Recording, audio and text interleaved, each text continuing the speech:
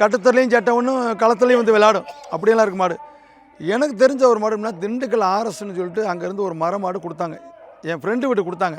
அந்த மாடு எனக்கு ரொம்ப பிடிச்ச மாடு. எப்படி பிடிச்ச மாடுன்னு கேட்டிங்கன்னா, ஜல்லிக்கட்டில் பயங்கரமான விளையாட்டு. அதுக்கு வீட்டுக்கும் சம்மந்தமே இல்லாமல் இருக்கும். அங்கே போய் 2 வயசு பையன் பிடிச்சிட்டு போனால் போகலாம். ஆனால் அப்படியே உள்டாப்பா அப்படியே அங்கே பாருங்க களத்தில் பார்த்தா மூளைக்கு ஓடி போய் குத்தும்.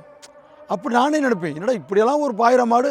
அங்கே அந்த பையன் நேசியம் போய் வாழை பிடிப்பேன், காலுக்குள்ளே போவேன், போய் மேலே ஏறி தும்மில் ஏறி படுத்துக்கிடுவேன். அப்புறம் போய் நேசியம் ஒரு காலம் இப்படி போய் மாட்டை பிடிச்சி துணை. பொம்பளை பிள்ளைங்கெல்லாம் போய்ட்டு மாட்டை அதை போய் பிடிக்கும். அவங்க வாட்டுக்கு நேசியம் தான் மாடு நின்று விளாண்டுக்கு கோவத்தில் விளாண்டுக்கு இருக்கும்.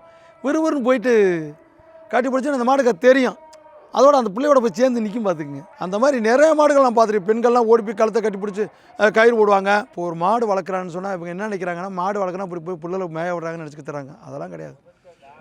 300 ஒரு நாளைக்கு செலவழிக்கிறான் ஒரு மாட்டுக்கு. அவன் வாங்குற சம்பளம் 500, 600, 700 வாங்குறான். 300 மாடு தனியாக செலவழிக்கிறேன். அந்த மாட்டோட உடம்பு மேனி குறையாமல் பார்த்துக்குறேன். கொசு கடிக்காமல் ஃபேன் போட்டிருக்கேன், தலைமெல்லாம் சிமெண்ட் தர போட்டிருக்கேன், செட்டு போட்டிருக்கேன், லைட்டு போட்டிருக்கேன். மாட்டுக்கெல்லாம் 300, 400 செலவழிக்கிறவங்களாம் இருக்காங்க. காரில் ஏசியில் ஏற்றுறாங்க. இப்போல்லாம் ஜல்லிக்கட்டுக்கு வந்தால் ஒவ்வொருத்தரும் 15,000, 20,000 செலவழிக்கிறாங்க. பரிசெல்லாம் யாரும் எதிர்பார்க்குறது இல்லைங்க.